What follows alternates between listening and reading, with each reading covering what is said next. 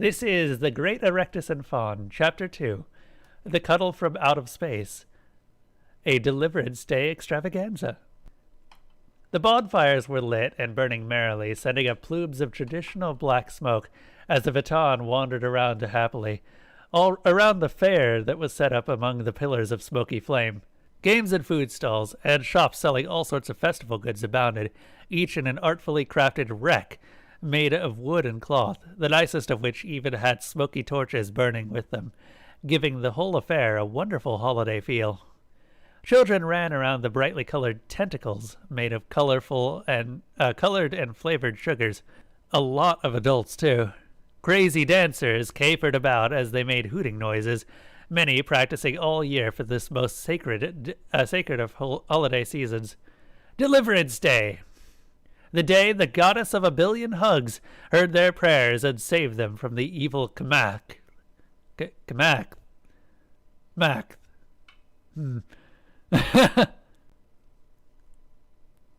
Deliverance Day, the day the goddess of a billion hugs heard their prayers and saved them from the evil Kamak. Face painters dotted the faces of young and old alike with numerous eyes and fanciful designs, some of the more daring baring most of their bodies to make room for even more eyes. Wearing long ribbons, festival-goers ran about waving them furiously, embracing friend and stranger alike, for tonight there was no stranger, just joy.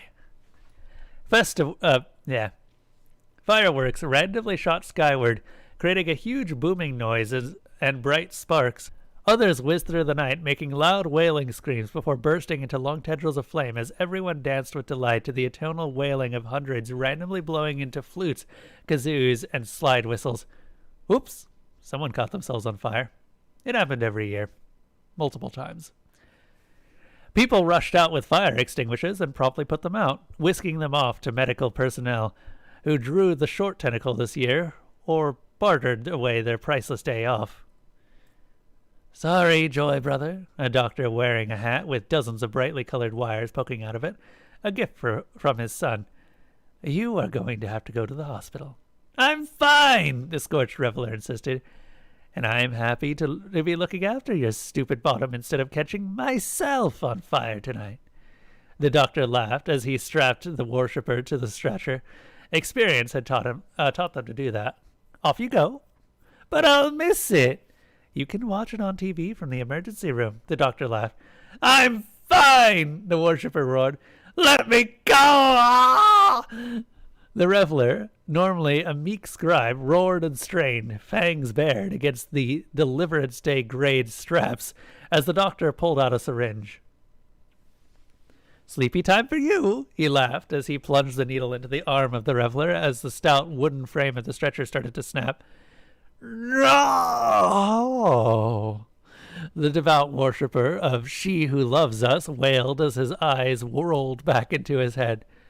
Dream of our Savior, the doctor smiled, shaking his head. I'm okay, an elderly woman shouted at two more medics approaching, bearing the matronly grandmother with a broken hind leg. Somebody thought they could fly, an EMT wearing ribbons from head to toe snickered. I could last year, she exclaimed. Sure you could. The doctor smiled as he pulled out another syringe. A loud air raid siren salvaged from the wreck of their vile oppressors surrounded. There. Oh, hey! Look at that. You found the shard.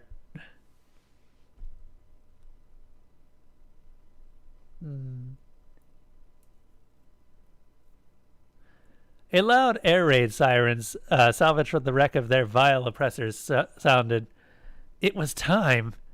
The crowd, all singing, woo, woo, woo, woo, started moving as one towards the source of the sound, a gigantic asymmetrical cathedral at the center of the town.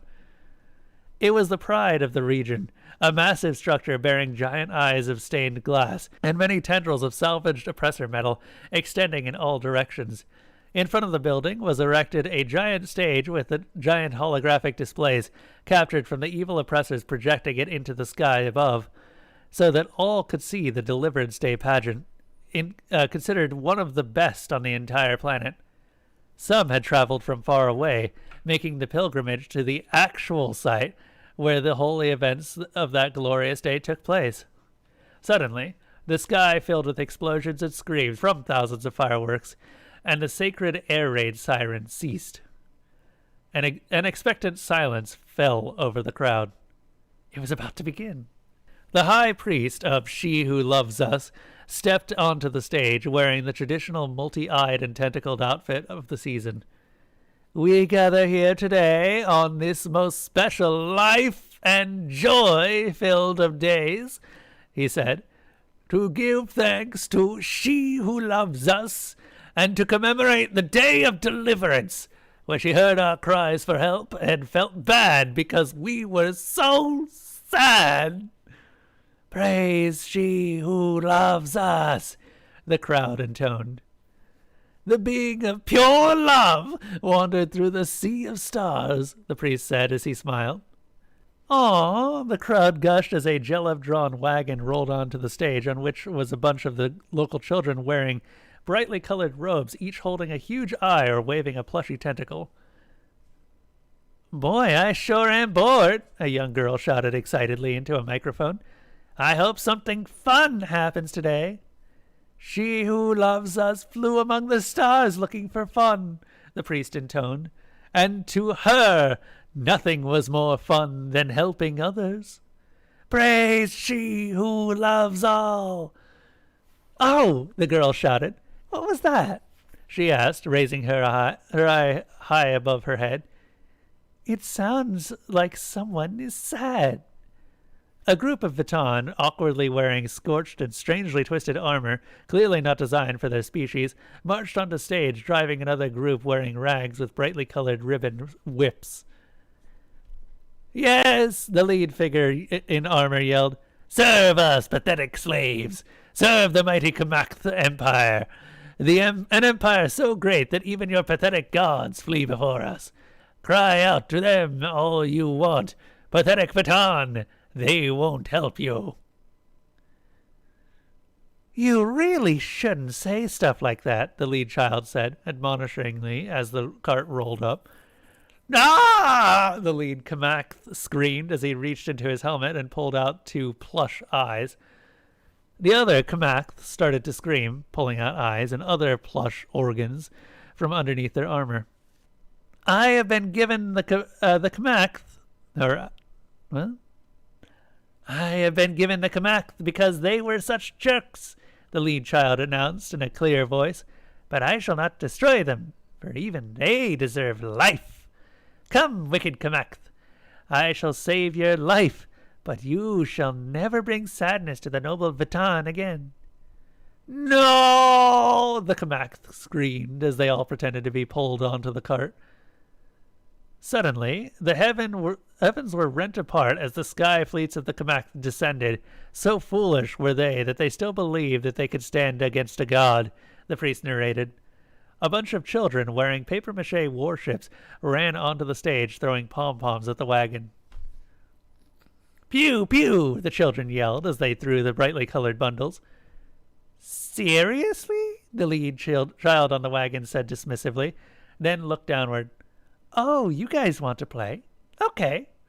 Another group of children, wearing wildly colored masses of tentacles, glass eyes, and fabric, ran onto the stage, half of them tripping over their bulky costumes. "Woo! Woo! Woo! Woo!"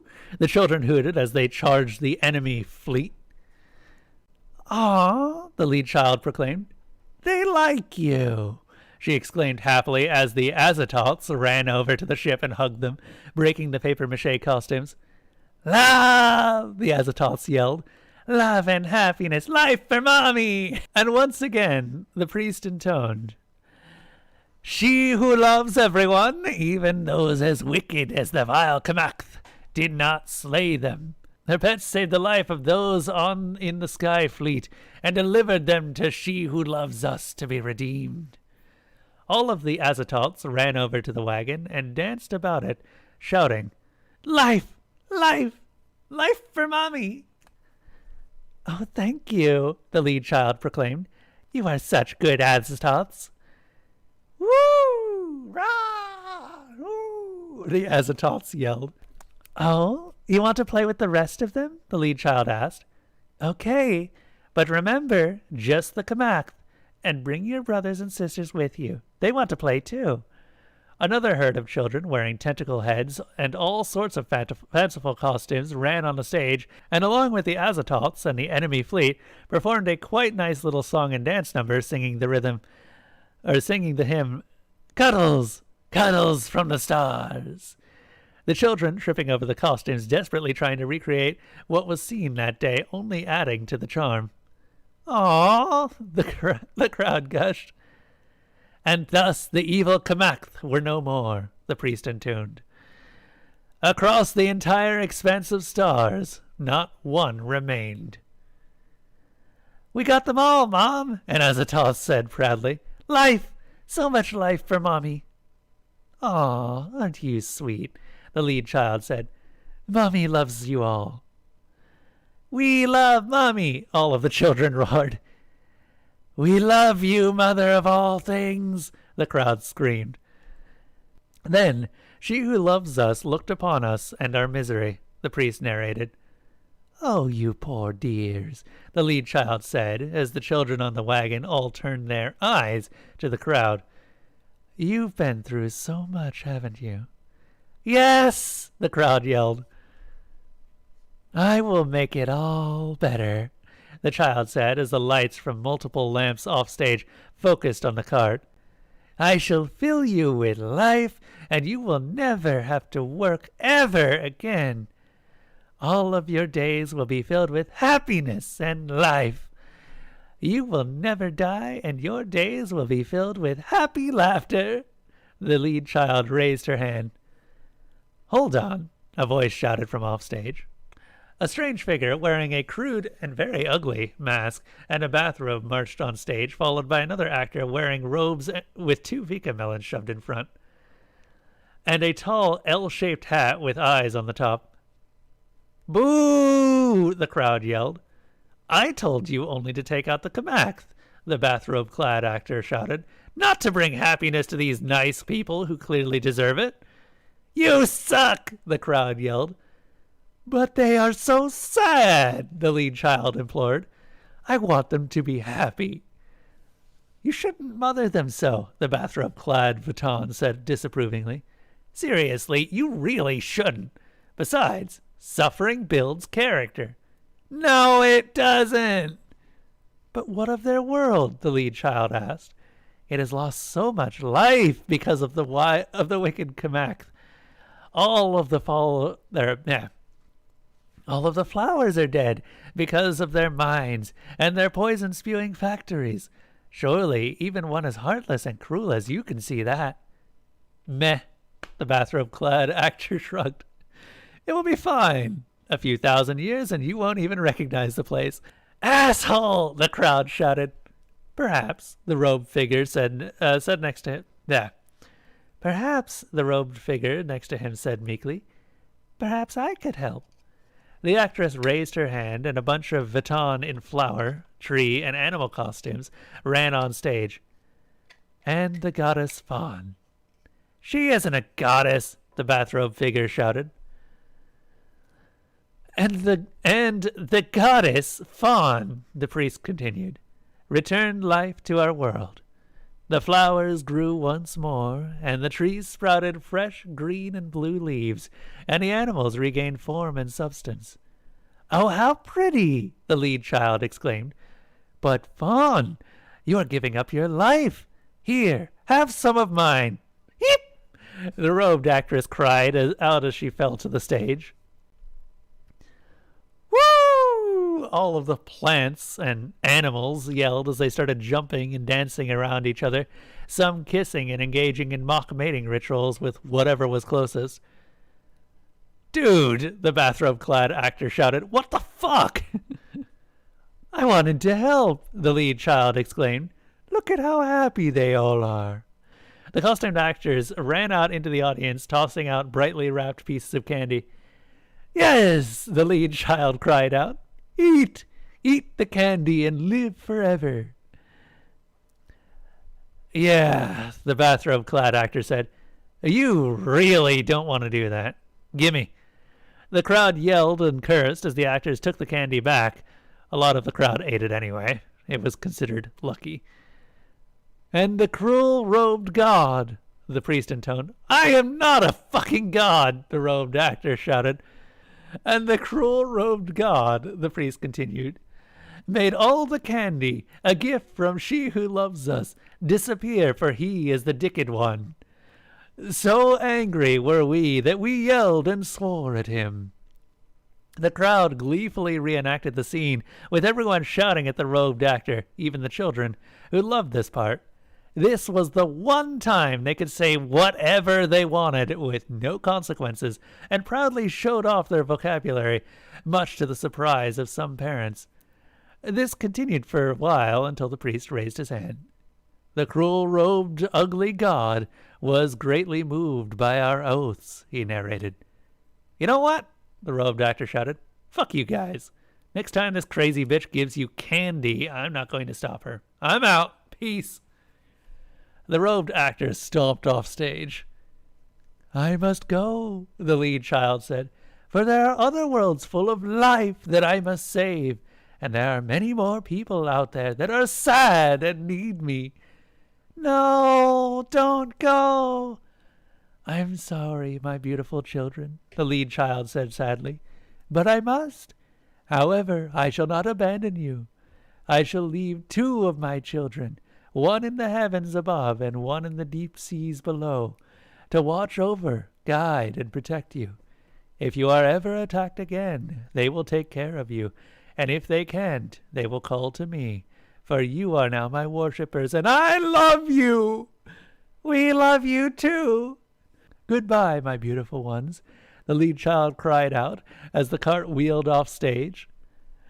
Mommy loves you. At the end of the day I shall return and save all the life in this world. We love you too, Mommy. And so, with that final promise, the priest said, wiping a tear from his eye, she who loves us forever departed, leaving only the goddess Faun. She isn't a god, was shouted from off stage. Oh, shut up, the priest snapped to the delight of the crowd. The goddess Faun, who still slumbered. The robed actress awoke, and what she beheld upset her mightily, the priest exclaimed. No! The goddess shouted as she tried to break up the still cavorting plants and animals. Stop that! The actress exclaimed as she separated the flowers and the animals. However, one particular flower and animal were no longer interested in the pageant. Giggling and nibbling, pieces of costumes started flying off. Stop it, the actress whispered. There are children out there. Go, go, go! The crowd shouted. The priest, smiling ear to ear, made a gesture, and a stagehand, carrying a bucket of ice water, rushed out and dumped it over the pair, just before a stamen was about to find its way home. The pair got up, grinned, waved to the cheering crowd, and ran off stage, probably to continue. It happens every year, the priest chuckled. The goddess, the priest said, glaring off stage, beheld the wondrous new life that adorned our world, a gift from both her and she who loves us. A flower ram, its wool in full bloom, trotted on stage, and the robed actress's pet gigglevine, restrained with increasing difficulty, was finally released, charging in a tangled mass on stage, its eyeberries wide with excitement, and kissy-dew dripping from its leaf lips. It rushed up to its beloved person, wrapping itself around her and smothering her in sticky kisses.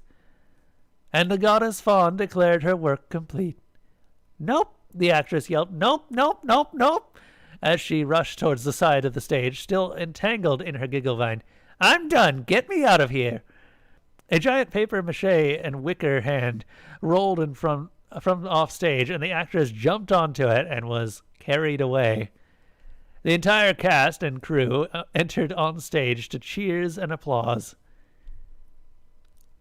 Please join us in singing. She loves us and we love her, the priest said, as all of the stage lights were extinguished, plunging the area into darkness. As the crowd sang, all eyes were turned upwards, towards their largest moon, glowing brightly in the night sky. As they sang, an amorphous madness-induced shadow slid into view, waving happily, as it blocked out the moon entirely.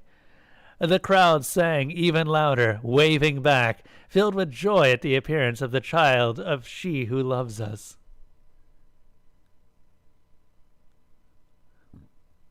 You have to admit, Faun giggled as she sat on that same moon. They really did a good job on your mask. The likeness is uncanny. Oh, shut up, Melons. Are you sure I can't make them just a little bit happier? A writhing mass sitting next to them asked. They are plenty happy already, the ape-man chuckled.